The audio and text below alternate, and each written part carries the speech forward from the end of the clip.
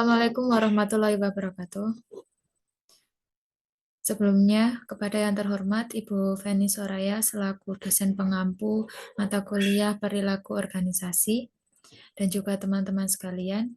Di sini kami kelompok 3 izin mempresentasikan hasil kerja kelompok kami tentang emosi dan suasana hati, juga kepribadian dan nilai. Sebelumnya, perkenalkan anggota kelompok kami. Yang pertama, Anissa Dewi, NPM 008, Erza Widyastuti, NPM 0018, Rani Dwi Susanti, NPM 0024, Ika Irawati, NPM 0036, Aninda Difta Khairul Rizki, NPM 0041, Bunga Mimari Senda, NPM 0044. Materi selanjutnya akan disampaikan oleh rekan saya. Baik, perkenalkan saya Nisa Dewi, NPM 008, ingin menjelaskan tentang apa itu emosi dan suasana hati. Afeksi atau afek, yaitu kisaran yang luas dari perasaan yang dialami seseorang. Emosi atau emosional adalah perasaan intens yang diarahkan pada seseorang atau sesuatu. Emosi adalah reaksi pada seseorang, seperti ketika melihat seorang teman di tempat kerja, yang mungkin membuat kita gembira atau frustasi. Lalu ada suasana hati atau mood, yaitu perasaan yang cenderung kurang intens dibandingkan emosi dan kurang kontekstual. Next.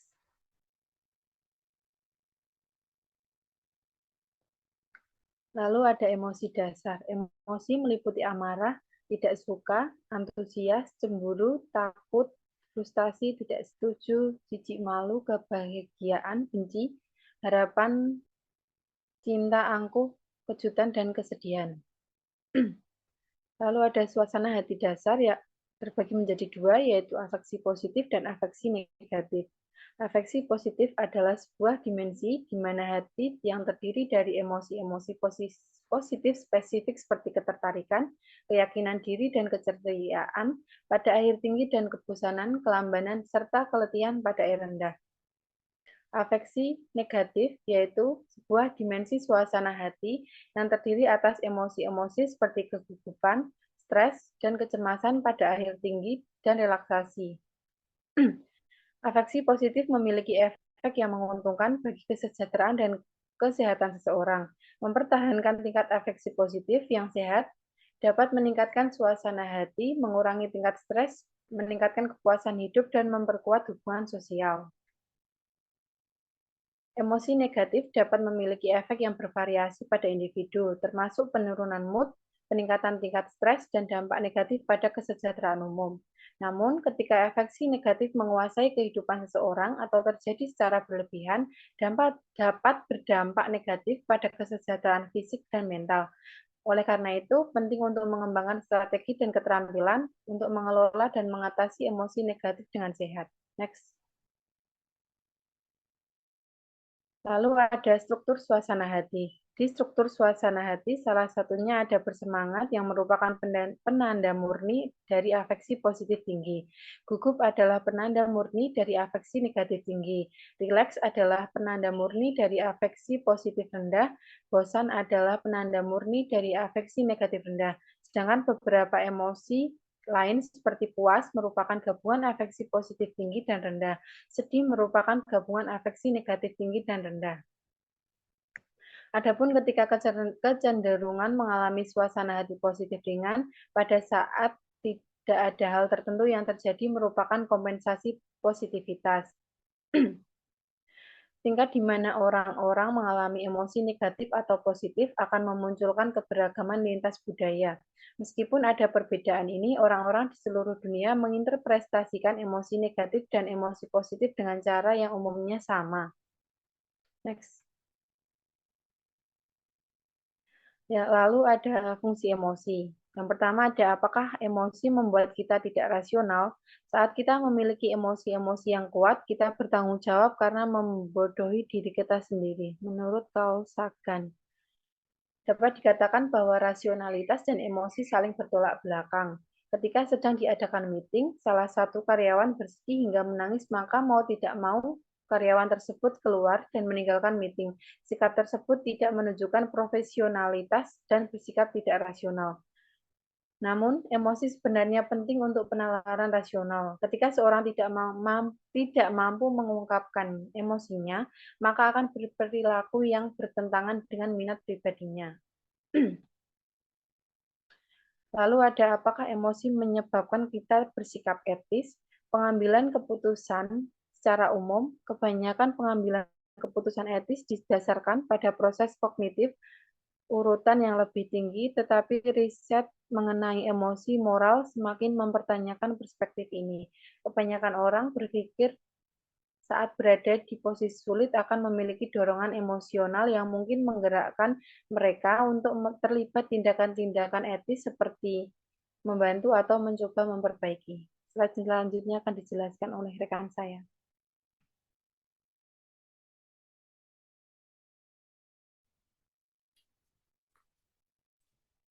Baik, perkenalkan nama saya Erza Widya Astuti dengan NPM 0018.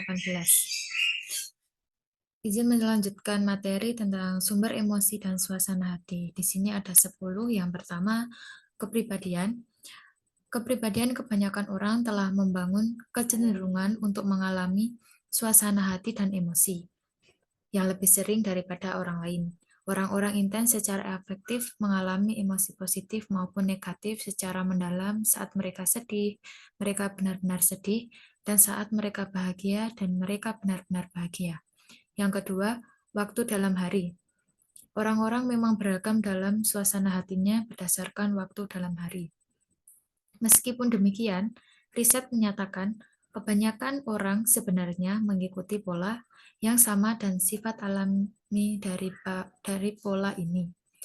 Riset menunjukkan bahwa afeksi negatif berada pada titik terendah di pagi hari dan cenderung meningkat sepanjang hari. Sedangkan tingkat afeksi positif cenderung mencapai puncak pada akhir pagi dan kemudian bertahan pada level tersebut sampai awal malam. Yang ketiga ada hari dalam minggu. Di banyak negara, afeksi negatif lebih rendah pada hari Jumat atau Sabtu dibandingkan pada hari Minggu. Mungkin karena minggu sama-sama dapat dinikmati sebagai hari libur sehingga memiliki afeksi positif yang lebih tinggi. Yang keempat ada cuaca. Kebanyakan orang mengalami korelasi ilusi, yaitu mengasosiasikan dua peristiwa yang dalam kenyataannya tidak memiliki hubungan, maka dari itu orang-orang cenderung beranggapan bahwa cuaca yang baik meningkatkan suasana hati mereka. Yang kelima, ada stres. Memupukkan level stres dapat memperburuk suasana, baik hati, dan kita dapat mengalami emosi-emosi negatif. Riset terbaru juga menyatakan saat situasi menguras emosi, kita memiliki respon alami untuk menjauhkan diri sampai membuang muka. Yang keenam, ada aktivitas sosial. Riset menyatakan aktivitas sosial yang bersifat fisik seperti naik gunung, pergi ke pesta makan, lebih kuat asosiasinya dengan kenaikan suasana hati positif dibandingkan peristiwa-peristiwa seperti menghadiri rapat atau tidak melakukan apa-apa. Yang ketujuh ada tidur. Salah satu alasan bahwa tidur tidak cukup atau dikurangi dapat mengganggu pengambilan keputusan dan membuat sulit untuk mengendalikan emosi. Sebuah studi terkini menyatakan tidur yang buruk juga merusak kepuasan kerja karena orang merasa lelah, terganggu, dan kurang awas. Yang ke-8 ada olahraga. Riset secara konsisten menunjukkan bahwa olahraga meningkatkan suasana hati positif orang. Efek paling besar dirasakan oleh mereka yang depresi. Jadi, latihan fisik mungkin membantu menempatkan orang dalam suasana hati yang lebih baik. Yang ke-9 ada umur. Satu studi mengungkapkan bahwa emosi-emosi negatif tampaknya terjadi lebih sedikit seiring pertambahan usia. Dengan seiring penuaan kita mengalami lebih sedikit emosi negatif. Yang ke-10 ada jenis kelamin. Kebanyakan wanita mengalami emosi yang lebih intens. maka cenderung berada pada emosi tertentu lebih daripada pria dan mereka lebih sering menampilkan emosi positif maupun negatif kecuali marah. Karena sebuah studi mengatakan bahwa pria secara konsisten level emosinya lebih kuat serta amarahnya dibandingkan wanita yang memiliki emosi tak berdaya seperti kesedihan dan ketakutan. Slide selanjutnya. Emosi pekerja. Emosi pekerja adalah sebuah studi di mana seorang pekerja menampilkan emosi yang diinginkan organisasi selama transaksi-transaksi interpersonal di tempat kerja. Namun, tantangan sebenarnya muncul saat pekerja harus menampilkan suatu emosi namun sebenarnya tidak merasakan hal lain.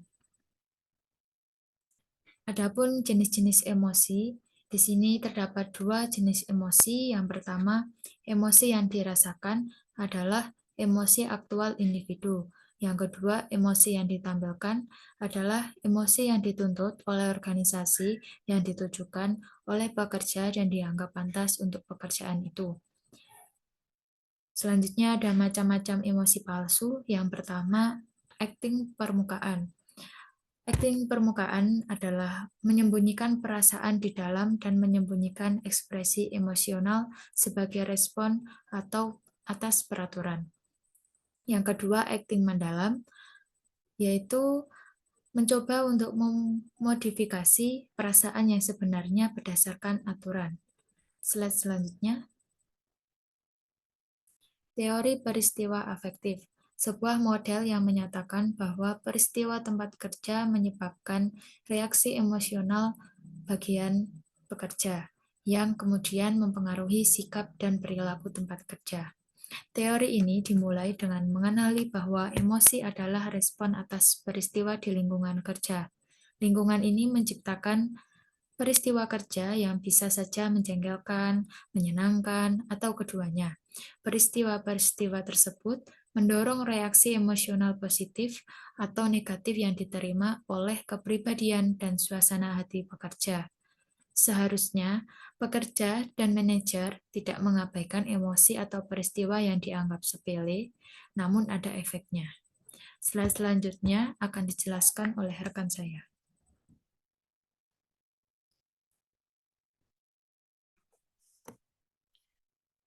Perkenalkan, nama saya Rani Dwi Susanti, NPM 22010024. Saya akan melanjutkan materi tentang kecerdasan emosional. Kecerdasan emosional yaitu kemampuan untuk mendeteksi dan mengelola petunjuk dan informasi emosional. Berdasarkan beberapa studi juga menyatakan bahwa kecerdasan emosional memainkan peran penting dalam sebuah kinerja. Kecerdasan emosional telah menjadi sebuah konsep yang kontroversial dalam perilaku organisasi. Selanjutnya yaitu kasus untuk kecerdasan emosional. Yang pertama yaitu daya tarik intuitif. Intuisi menyatakan orang yang dapat mendeteksi emosi orang lain, mengendalikan emosi sendiri, dan mengendalikan interaksi sosial dengan baik, memiliki posisi yang kuat dalam dunia bisnis. Yang kedua yaitu kecerdasan emosional memprediksi kriteria yang berarti. Menyatakan level tinggi kecerdasan emosional berarti seseorang akan berkinerja dengan baik. Secara keseluruhan, kecerdasan emosional secara lemah tetapi secara konsisten positif dan memperhitungkan kemampuan kognitif, kehati-hatian, dan rasionalitas. Yang ketiga yaitu kecerdasan emosional berdasarkan biologi. Kecerdasan emosional berdasarkan biologi atau neurologi dengan cara yang tidak dengan ukuran standar kecerdasan dan dapat dipengaruhi oleh genetik. Selanjutnya yaitu kasus yang bertentangan dengan kecerdasan emosional. Yang pertama, para peneliti Para peneliti kecerdasan emosional tidak sepakat dengan definisi, karena para peneliti menggunakan definisi-definisi yang berbeda. Beberapa berfokus pada ujian dengan jawaban benar ataupun salah. Ada kecerdasan emosi berdasarkan atas kemampuan sebagai ragam ide yang luas. Yang kedua yaitu kecerdasan emosional tidak dapat diukur. Hal ini dikarenakan mereka para peneliti berpendapat bahwa kecerdasan emosional adalah sebuah inteligensia. Ukuran kecerdasan emosional beragam dan para peneliti tidak dapat memberlakukan ukuran seperti studi kepribadian dan kecerdasan umum mereka. Yang ketiga yaitu kecerdasan emosional tidak lebih dari sekedar kepribadian dengan label berbeda. Beberapa kritik berpendapat bahwa karena kecerdasan emosional sangatlah erat kaitannya dengan inteligensia dan kepribadian, kecerdasan emosional tampak berkolerasi dengan ukuran-ukuran kepribadian. Next. Selanjutnya yaitu pengaturan emosi. Pengaturan emosi merupakan bagian dari literatur kecerdasan emosional, tetapi saat ini semakin dipelajari sebagai sebuah konsep berpisah. Pendapat utama di balik pengaturan emosi adalah untuk mengidentifikasi dan memodifikasi emosi yang Anda rasakan. Ada beberapa teknik pengaturan emosi yang efektif, mencangkup mengakui bukan menekan respon emosional atas situasi. Dan teknik lainnya yaitu dengan potensi akan pengaturan emosi adalah mengungkapkan ekspresi terbuka dan dari emosi dapat membantu individu. Namun saat mengungkapkan ini harus hati-hati karena dapat menyinggung perasaan orang lain. Next. Selanjutnya yaitu ada aplikasi perilaku organisasi terhadap emosi dan suasana hati.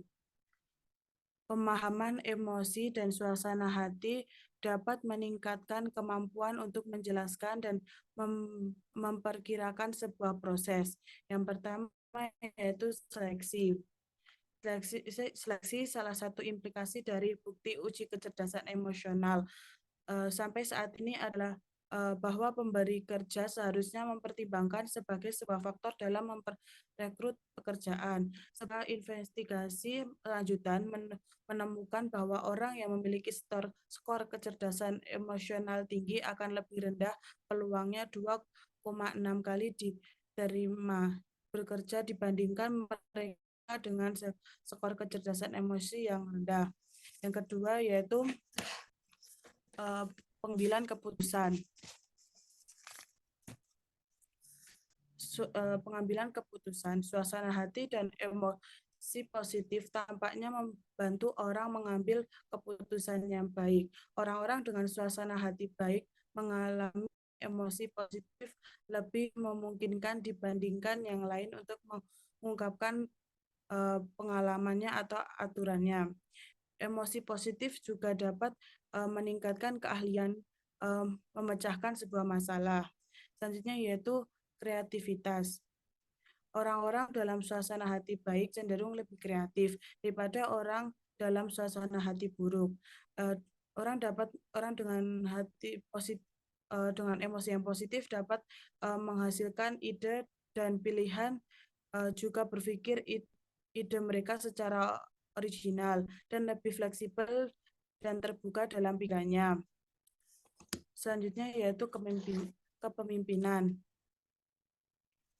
Selanjutnya itu motivasi, bahwa memberikan orang umpan baik, kinerja baik nyatanya mampu mempengaruhi suasana hati mereka, kemudian mempengaruhi motivasi kerja mereka. Suasana hati positif menyebabkan orang lebih kreatif, berujung pada umpan balik positif dari yang mengamati kinerja mereka. Selanjutnya yaitu kepemimpinan. Kepemimpinan yang efektif bergantung pada daya tarik emosional untuk membantu menyampaikan pesannya. Pemimpin yang fokus pada saran inspirasional juga menghasilkan optimisme yang tinggi dan antusias dalam bekerja yang berujung pada interaksi sosial yang lebih positif. Selanjutnya yaitu negosiasi. Negosiasi yaitu sebuah proses emosional. Seorang negosiator yang berpura-pura marah memiliki keuntungan daripada lawannya. Karena saat seorang negosiator menunjukkan amarahnya, lawan menyimpulkan bahwa negosiator itu telah memberikan semua yang dapat diberikannya, sehingga ia pun mengalah. Selanjutnya yaitu layanan pelanggan. Memberikan layanan berkualitas tinggi menuntut pekerja karena menempatkan mereka pada situasi disonasi emosi berjangka panjang. Disonasi emosi berjangka panjang adalah prediktor pekerjaan menurunnya kinerja dan kepuasan kerja yang lebih rendah. Selanjutnya yaitu sikap kerja. Orang yang mengalami hari yang sangat stres di tempat kerja juga mengalami masalah untuk rileks setelah pulang kerja. Selanjutnya yaitu perilaku menyimpang di tempat kerja. Banyak dapat dijejaki pada emosi-emosi negatif, misalnya seperti melanggar norma-norma yang di tempat kerja dan terdapat rasa irit dengan karyawan lainnya, bahwa orang yang sedang dalam emosi negatif lebih mungkin terlibat dalam perilaku menyimpang jangka pendek di tempat kerja. Selanjutnya yaitu keselamatan dan cedera di tempat kerja. Aktivitas kerja menyatakan bahwa pemberi kerja dapat meningkatkan kesehatan dan keselamatan dengan menjamin pekerjaan tidak terlibat dalam aktivitas yang berpotensi banyak bahaya ketika berada dalam suasana hati yang buruk. Selanjutnya ada bagaimana manajer dalam mempengaruhi suasana hati. Manajer bisa dapat meningkatkan suasana hati anggotanya dengan menonton sebuah film atau video yang lucu atau memberikan hadiah-hadiah kecil yang dapat membuat suasana hati anggota atau karyawannya menjadi lebih baik. Selanjutnya akan dilanjutkan oleh rekan saya.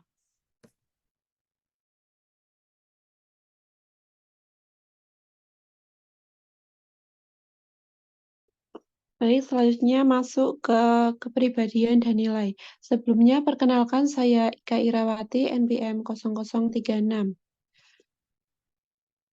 Oke, apa itu kepribadian? Kepribadian atau personality adalah jumlah total cara-cara di mana seorang individu beraksi atas dan berinteraksi dengan orang lain. Next. Lalu bagaimana cara mengukur kepribadian? Alasan yang penting mengapa manajer perlu mengetahui bagaimana mengukur kepribadian adalah bahwa riset telah menunjukkan kegunaan uji kepribadian dalam keputusan perekrutan dan membantu manajer memprediksi yang terbaik untuk sebuah pekerjaan. Alat yang paling umum untuk mengukur kepribadian adalah melalui survei laporan diri di mana individu mengevaluasi dirinya sendiri dalam serangkaian faktor seperti saya sangat khawatir tentang masa depan. Meskipun ukuran-ukuran laporan diri berhasil saat dibangun dengan baik, responden mungkin berbohong untuk mempraktikkan manajemen impresi untuk menciptakan impresi yang baik. Saat orang-orang mengetahui skor kepribadian mereka akan digunakan untuk keputusan rekrutmen, mereka menilai diri mereka sekitar setengah standar deviasi lebih hati-hati dan stabil secara emosional dibandingkan jika mereka mengambil ujian itu untuk mempelajari lebih lagi tentang diri mereka. Next. Selanjutnya yaitu pembeda kepribadian. Sebuah riset kepribadian berpusat pada apakah kepribadian seseorang merupakan faktor hereditas atau keturunan atau lingkungan. Kepribadian tampaknya merupakan hasil dari keduanya. Meskipun demikian, riset cenderung mendukung pentingnya faktor hereditas dibandingkan lingkungan. Hereditas merujuk pada faktor-faktor yang ditentukan saat konsepsi, figur fisik, fitur-fitur wajah, jenis kelamin, temperamen, komposisi otot dan refleks, level energi, dan ritme biologis umumnya dianggap benar-benar atau secara substansial dipengaruhi oleh orang tua. Dengan biologis, fisik, dan pembentukan psikologis inheren orang tua kandung Anda. Pendekatan genetik berpendapat bahwa penjelasan akhir dari kepribadian seorang individu adalah struktur molekul gen dan yang terletak dalam kromosom. Next. Selanjutnya yaitu indikator tipe Myers-Briggs. Indikator tipe Myers-Briggs bisa juga disebut dengan MBTI. Adalah instrumen penilaian kepribadian yang paling umum digunakan di dunia. MBTI adalah tes kepribadian 100 pertanyaan yang menanyakan orang-orang apa yang biasanya mereka rasakan atau lakukan dalam berbagai situasi. Para responden diklasifikasikan sebagai ekstrovert atau introvert, perasa atau intuitif, lalu memikirkan atau merasakan, dan menilai atau menerima. Yang pertama, ekstrovert atau ekstrovert versus introvert. Individu-individu ekstrovert ramah, pandai bersosialisasi, dan percaya diri, sedangkan introvert tenang dan pemalu. Lalu yang kedua, perasa versus intuitif. Tipe perasa praktis serta memilih rutin dan urutan. Mereka fokus pada detail, sedangkan intuitif bergantung pada proses tidak sadar dan melihat pada gambaran besar. Lalu yang ketiga, memikirkan versus merasakan. Tipe yang memikirkan biasanya menggunakan penalaran dan logika untuk menangani masalah, sedangkan tipe yang merasakan berpegang pada nilai-nilai dan emosi pribadi mereka. Lalu yang keempat, menilai versus menerima. Tipe yang menilai menginginkan kendali dan memilih urutan dan struktur, sedangkan tipe yang menerima fleksibel dan spontan. Materi selanjutnya akan dijelaskan oleh Aninda Difta.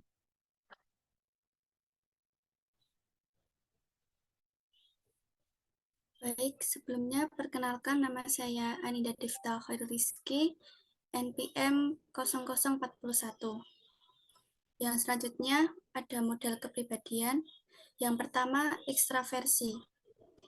Di mana ekstraversi menampilkan level kenyamanan kita di dalam hubungan. Ekstrovert cenderung ekspresif, percaya diri, dan mampu bersosialisasi. Yang kedua ada keramahan. Dimensi keramahan merujuk pada kecenderungan seorang individu untuk memahami orang lain. Orang yang ramah, kooperatif, hangat, dan mempercayai.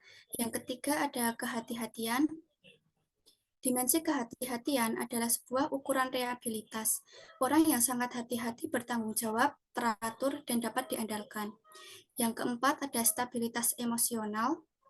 Dimensi stabilitas emosional sering dilabeli dengan kebalikannya. Uring-uringan menunjukkan kemampuan seseorang untuk menghadapi stres. Yang kelima ada keterbukaan pada pengalaman. Dimensi ini mencakup kisaran minat dan ketertarikan atas inovasi. Yang selanjutnya ada drug triad. Yang pertama, Machiavellianisme. Seorang individu yang dominan Machiavellianisme pragmatis, mempertahankan jarak emosional, dan percaya bahwa hasil dapat membenarkan cara. Yang kedua ada narasisme. Kecenderungan untuk sombong, memiliki rasa berlebihan akan pentingnya diri, membutuhkan kekaguman yang berlebihan, memiliki rasa kelayakan dan angkuh.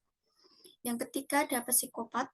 kurangnya kepedulian pada orang lain, dan kurangnya rasa bersalah atau menyesal ketika tindakan mereka menyebabkan bahaya. Yang selanjutnya ada pendekatan penghindaran, kerangka kerja di mana individu beraksi pada rangsangan. Motivasi pendekatan adalah ketertarikan kita pada rangsangan positif dan motivasi penghindaran adalah respon kita pada rangsangan negatif. Kerangka kerja pendekatan penghindaran oleh karena itu mengorganisasikan sifat-sifat dan bisa membantu menjelaskan bagaimana mereka memprediksi perilaku pekerja. Yang selanjutnya ada sifat kepribadian yang relevan dengan perilaku organisasi.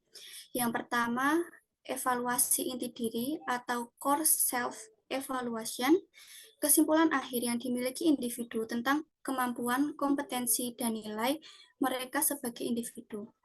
Orang-orang dengan evaluasi inti diri positif berkinerja lebih baik dibandingkan yang lainnya karena mereka menetapkan sasaran yang lebih ambisius.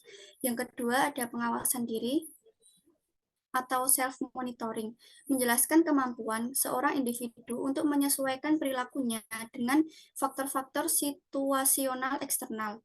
Yang ketiga ada kepribadian proaktif, orang-orang yang mengidentifikasi peluang, menunjukkan inisiatif, mengambil tindakan, dan bertahan sampai perubahan yang berarti terjadi. Yang selanjutnya ada kepribadian dan situasi. Kekuatan situasi mengusulkan bahwa cara kepribadian bertranslasi ke dalam perilaku bergantung pada kekuatan situasi. Para peneliti telah menganalisis kekuatan situasi dalam organisasi dari segi 4 elemen. Yang pertama ada kejelasan atau tingkat di mana petunjuk-petunjuk mengenai kewajiban dan tanggung jawab kerja tersedia dan jelas. Yang kedua ada konsistensi atau tingkat di mana petunjuk-petunjuk tentang kewajiban dan tanggung jawab kerja cocok satu sama lain. Yang ketiga, batasan atau tingkat di mana kebebasan individu untuk memutuskan atau bertindak dibatasi oleh kekuatan-kekuatan di luar kendalinya. Yang terakhir ada konsekuensi atau tingkat di mana keputusan atau tindakan memiliki implikasi penting bagi organisasi atau anggotanya, klien, pasokan, dan seterusnya. Yang selanjutnya ada nilai. Apa itu nilai? Nilai atau value, keyakinan dasar bahwa sebuah mode tindakan spesifik atau akhir dari keberadaan lebih diinginkan secara pribadi atau sosial dibandingkan mode tindakan atau akhir keberadaan lawannya atau kebalikannya. Nilai atau value mengandung elemen penilaian karena mengandung ide-ide seorang individu mengenai apa yang benar, baik, atau diinginkan. Slide selanjutnya akan dilanjutkan oleh rekan saya.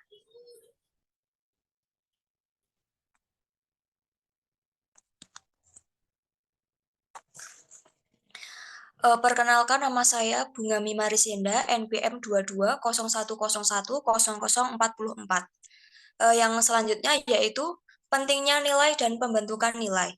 Nilai memberikan fondasi bagi pemahaman kita mengenai sikap dan motivasi orang-orang serta pengaruh persepsi kita. Kita memasuki sebuah organisasi dengan ide-ide yang ditanamkan sebelumnya mengenai apa yang sebaiknya dan tidak sebaiknya terjadi. Yang pertama yaitu ada nilai terminal versus instrumental. Nilai terminal yaitu hasil akhir yang diinginkan dari keberadaan, sasaran yang ingin dicapai seseorang dalam hidupnya. Sedangkan nilai instrumental yaitu mode perilaku yang lebih disukai atau alat untuk mencapai terminal seseorang. Yang selanjutnya yaitu ada nilai-nilai pada generasi. Kebanyakan orang mulai bekerja di antara 18 dan 23 tahun. Generasi yang pertama yaitu generasi lonjakan bayi, merupakan sebuah kelompok besar yang dilahirkan sesudah Perang Dunia II ketika pensiunan perang kembali ke keluarganya dengan keadaan membaik. Mereka memasuki angkatan kerja dari pertengahan 1960-an sampai pertengahan 1980-an. Mereka membawa etika hippie dan tidak mempercayai otoritas, tetapi mereka menempatkan penekanan kuat pada pencapaian dan kesuksesan material. Yang kedua yaitu ada kehidupan generasi X setelah dibentuk oleh globalisasi. Dua orang tua yang berkarir, MTV, AIDS, dan komputer. Mereka menghargai fleksibilitas, pilihan-pilihan hidup, dan pencapaian kepuasan kerja. Dalam pencarian keseimbangan hidup, mereka kurang bersedia mengorbankan pribadi demi pemberi kerjanya dibandingkan generasi sebelumnya. Mereka sangat menjunjung tinggi persahabatan, kebahagiaan, dan kesenangan. Yang selanjutnya yaitu ada generasi terbaru di angkatan kerja saat ini, yaitu generasi milenium, yaitu tumbuh selama masa-masa sejahtera. Mereka memiliki ekspektasi yang tinggi dan mencari arti pekerjaan mereka. Mereka memiliki sasaran hidup yang lebih berorientasi pada kekayaan dan popularitas dibandingkan generasi X. Tetapi mereka juga melihat diri mereka bertanggung secara sosial. Menerima keberagaman, generasi milenium adalah generasi pertama yang meremehkan teknologi. Pada waktu yang sama, beberapa telah menjelaskan generasi milenium sebagai generasi bebas dan miskin. Yang selanjutnya, next.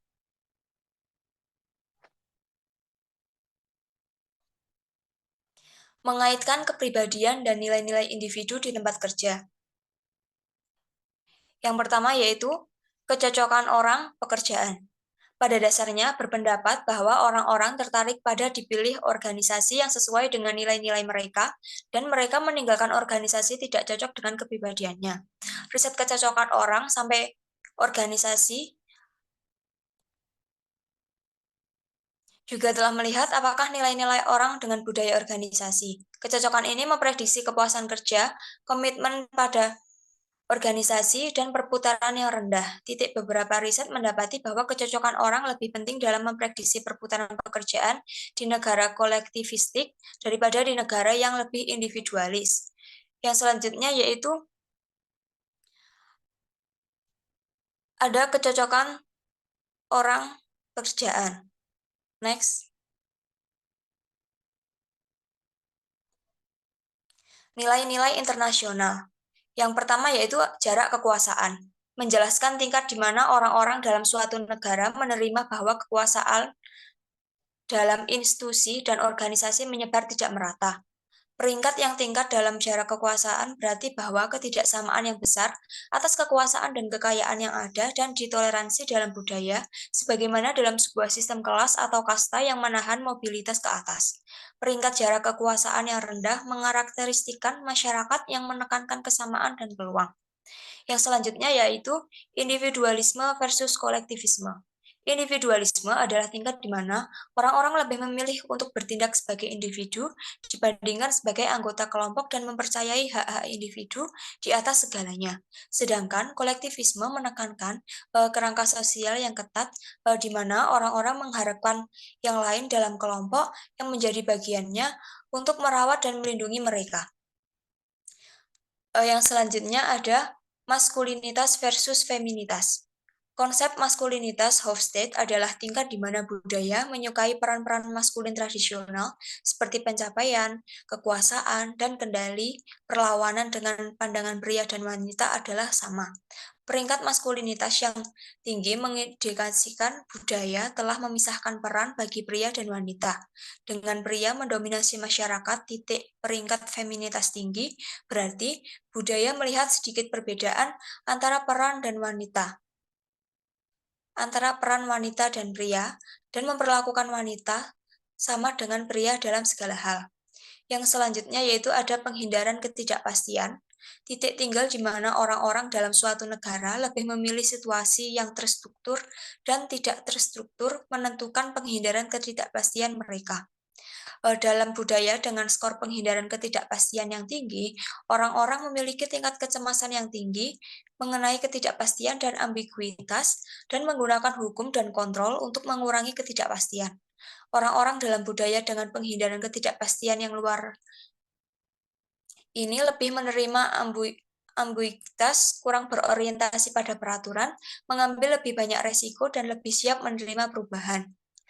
Dan yang selanjutnya yaitu orientasi jangka panjang versus jangka pendek. Orang-orang dalam budaya dengan orientasi jangka panjang melihat masa depan, menghargai kebijaksanaan, persistensi, serta tradisi. Dalam organisasi jangka pendek, orang-orang menilai di sini mereka lebih siap menerima perubahan dan tidak melihat komitmen sebagai rintangan untuk berubah. Next. Yang terakhir yaitu ada kerangka global untuk menilai budaya. Global adalah sebuah investigasi lintas budaya yang berkelanjutan atas kepemimpinan budaya nasional. Kerangka global menambahkan dimensi-dimensi seperti orientasi kemanusiaan, tingkat di mana masyarakat menghargai individu yang altruistik, murah hati, dan baik kepada orang lain. Dan orientasi kinerja, di mana tingkat di mana masyarakat mendorong dan menghargai anggota kelompok atas perbaikan kinerja dan kesempurnaan. Next. Kembali ke moderator. Baik, sekian presentasi dari kelompok kami. Jika ada salah kata maupun pengucapan, kami mohon maaf yang sebesar-besarnya. Wassalamualaikum warahmatullahi wabarakatuh.